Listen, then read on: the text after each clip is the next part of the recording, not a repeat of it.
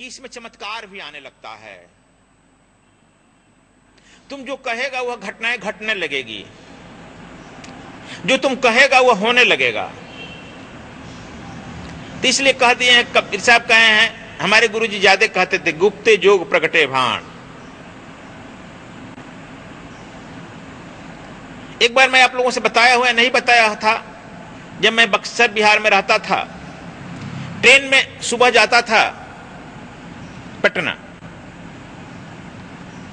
तो ट्रेन में ही बैठकर पूजा पाठ करने लगता था। सब लोग अपने आसपास कहने लगते थे, अरे हट जाओ भाई, बाबा है बाबा है। हमारे ही उम्र के लोग हट जाते थे, कुछ लोग मौन भी करा देते थे, कुछ चिढ़ाने भी लगता था। हर तरह के एलिमेंट रहते हैं ना। जाड़ा का दिन था, पंखा चालू कर देता था कि बड़ा बाबा ऊपर बैठकर ध्यान कर रहा है। जब कहते थे तब ध्यान करता। एक मुझे याद आएगी घटना, जाड़ा का दिन, अंत में हम भी आवेश में तेरी देख के पंखा बंद हो गया। छोटी सी घटना बता रहे हैं, पंखा बंद हो गया। वो खूब, अब उत्पाती लड़के जब थे, उत्पाती खूब चालू करने का प्रयास किए। इतना ही नहीं, मुगलसराय में रुका था, जाकर के इलेक्ट्रिशियन को बुलाए, देखो पंखा नहीं चल रहा है। हम अभी ध्यान में थे। मुगलसराय जब ज्यादा गाड़ी लगती है, नहीं चालू हुआ, मैं आकर बैठा, नीचे बैठ गया। पटना आने वाला था, वह लड़का आकर पैर पर गिर गया, कहा कि महाराज जी अब तो दया कर दीजिए, हम मूर्ख कहीं का क्यों परेशान कर रहे हो। जब तक से मैं प्लेटफार्म गाड़ी से उतरूंगा नहीं, पंखा नहीं चलेगा। अच्छा, उतरने पर चल जाएगा ना, तो हाँ हम देखते रहेंगे। देखिए मैंने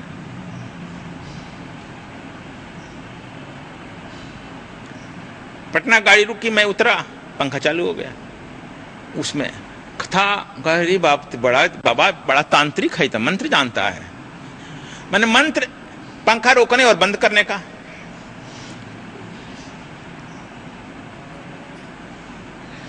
कितना कीमती है यह मंत्र, जो आसानी से बंद कर दिया, चालू कर दिया, किसी कीमत का है। यानी तुम जो बोलेगा चाहेगा वो घटनाएं घटने लगेगी।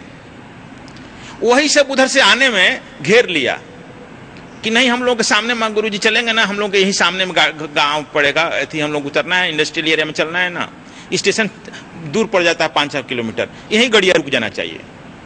अभी तक मजाक करता था, सब पैर पकड़ के रोने लगा, घेरने लगा, बाबा बाबा बाबा नाम के हलम करने लगा, गिरने लगा।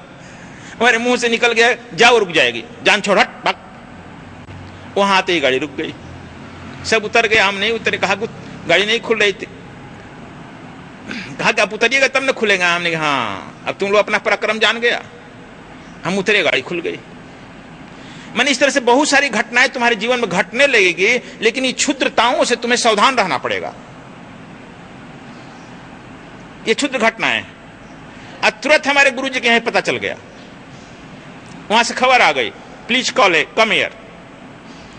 उस समय तब टेलीफोन था नहीं, जल्दी कोई संदेश लेकर आया, मैं गया, कहा कि बड़ा चमत्कार हो रहा है।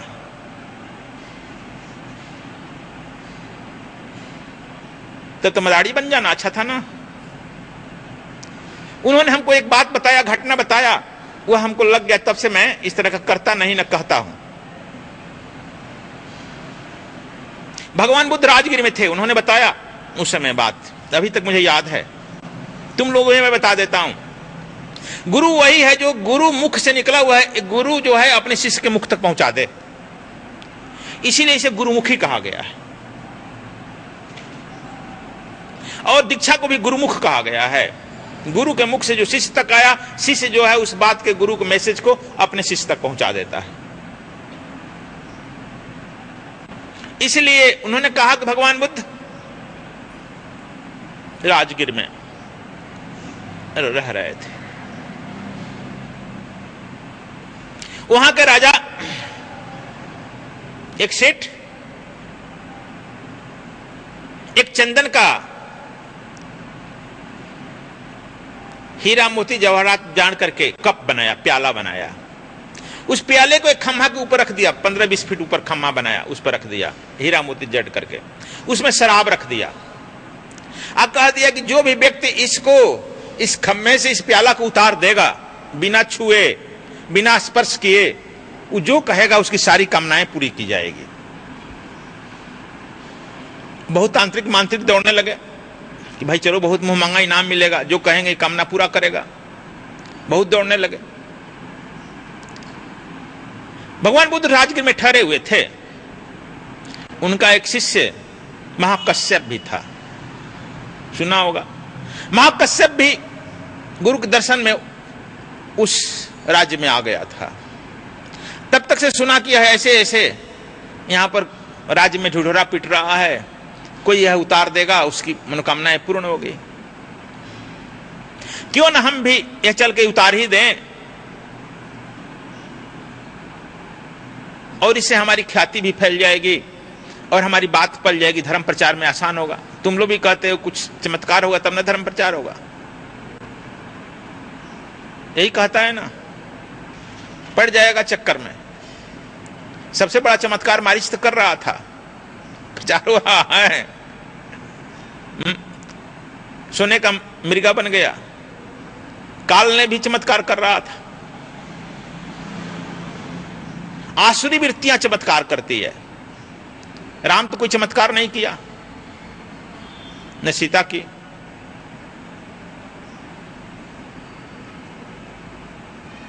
तब वह महाकश्यप गया उस सभा में, जयकार मच रहा था। महाकश्यप वृद्ध थे, ब्राह्मण थे, विद्वान भी थे। कप के तरफ, प्याले की तरफ देखे, कहे कि आ जाओ आ जाओ आ जाओ।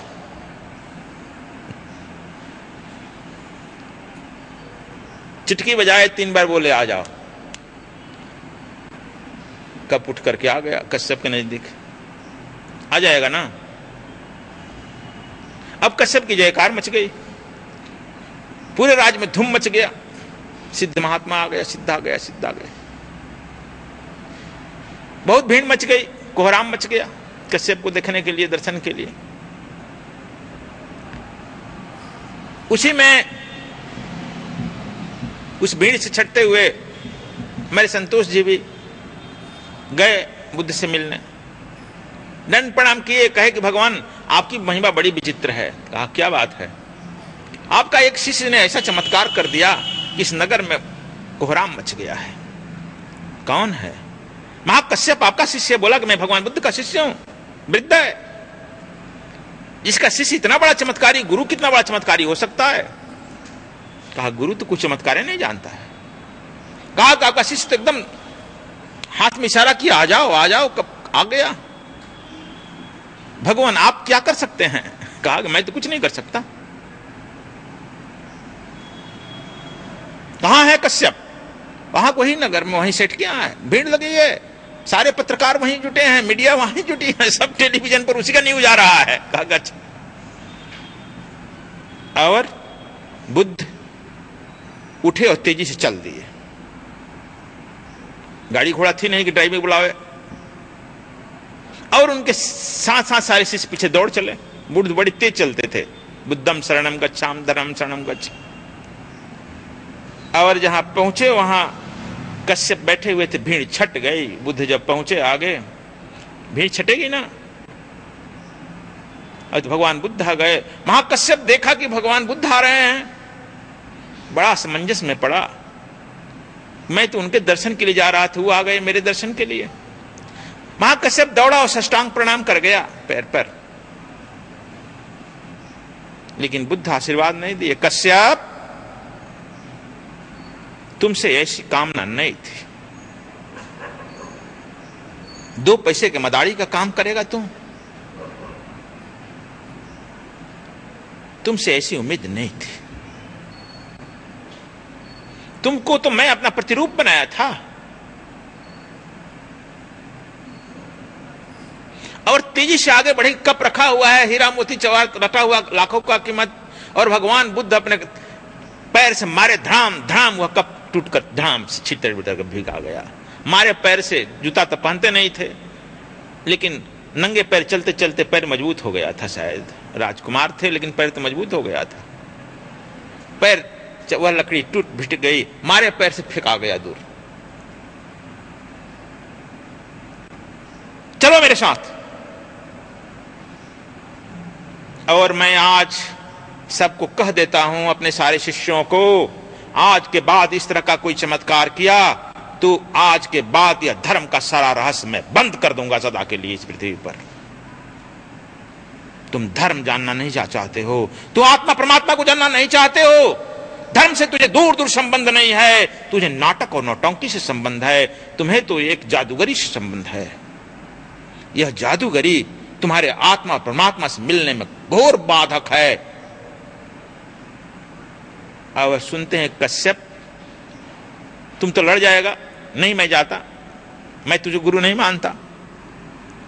लड़ जाएगा ना, तुमसे ज्यादा मैं जानता हूं, प्रेस कॉन्फ्रेंस करने लगेगा। लेकिन महाकश्यप का सिर नीचे झुका, फिर उठा नहीं और कह दिया कि भगवान मैं अब आपका प्रचार करने निकल रहा हूं। जो गलती हो गई उसके प्रायश्चित करना मेरा कर्तव्य होता है। और पुनः कश्यप मुंह नहीं खोला, इस तरह से जादूगरी में मुंह नहीं खोला। यह प्रकृति चाहती है कि तुम कहो वह कर दे, तुम कुछ सोचो वह कर दे, चाहती है। और तुम भी उसी को प्रोत्साहित करेगा, फिर बदले में लेगी। इसलिए मौनम। संसार जिस तरह से चलता है चलने दो। संसार अपने गति से चलता है, संसार को चलाता है कोई चलाने वाला बैठा है। तुम उसको चलाने में व्यवधान उत्पन्न क्यों कर रहे हो? तुम उस परम पुरुष के सानिध्य में आना चाहते हो, आओ। वह परम पुरुष परम चैतन्य है। यह हमारे गुरुजी ने यह बताया, लेसन दिया, ठीक दिया था, तुम लोगों को भी मैं दे दिया।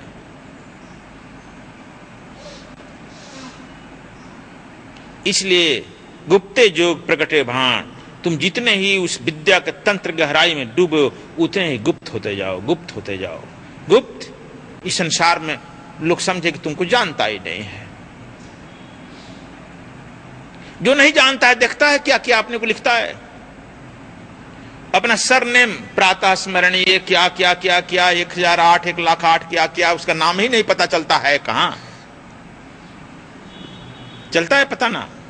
हम तो पढ़ते पढ़ते कभी थक जाते हैं, भूल जाते हैं फिर नाम। इसलिए अपने प्रति सावधान हो जाओ। कभी मत चक्कर में पड़ो कि इसका यह हो जाए, उसका वह हो जाए, उसका वह हो जाए।